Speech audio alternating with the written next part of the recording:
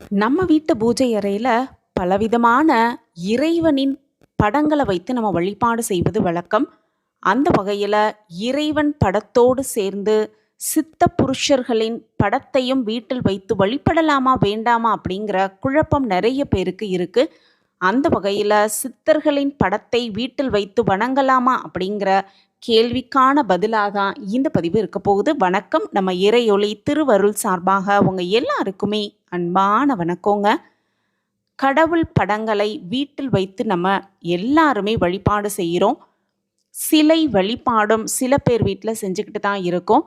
காரணம் என்ன அப்படின்னு பார்த்தோன்னா, இறைவனுடைய வரம் பெற்று நலமாய் நீடூழி வாழ வேண்டும் அப்படிங்கிறது தான் ஒவ்வொருடைய பிரார்த்தனையாகவும் இருக்குது.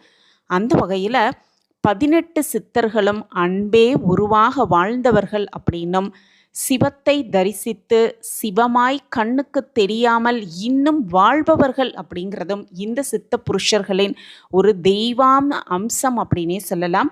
சித்தன் போக்கு சிவன் போக்கு அப்படின்றதபடி சித்தர்கள் சிவபெருமானின் அருளை பெற்று அவருடைய ஆணைப்படி வாழ்ந்து கொண்டிருப்பவர்கள் அப்படின்னும், அவர்களுடைய படத்தை வீட்டில் வைத்து வணங்கலாமா வேண்டாமா அப்படிங்கிறத தெரிஞ்சுக்கலாம்.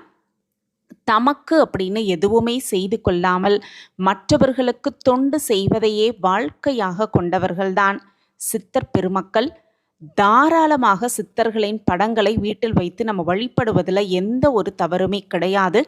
ஆனால் அவங்க சொன்னாங்க, ஜோதிடம் பார்க்க போனேன், ஜோதிடத்தில் இந்த சித்தர் பெருமானை வழிபாடு செய்ய சொன்னாங்க, வாஸ்துப்படி இவருடைய ஃபோட்டோவை வீட்டில் வைத்தா நல்லது, அதனால தான் நான் செய்கிறேன், பரிகாரத்துக்காக இந்த ஒரு விஷயம் செய்கிறேன் அப்படின்னு நிச்சயமாக சித்தர் புருஷர்களின் ஜோதிடத்துக்காகவோ வாஸ்துக்காகவோ பரிகாரத்துக்காகவோ அவர்களை ஃபோட்டோவை வீட்டில் வைத்து வழிபடுவதை தவிர்த்து விடுவது ரொம்ப ரொம்ப நல்லது.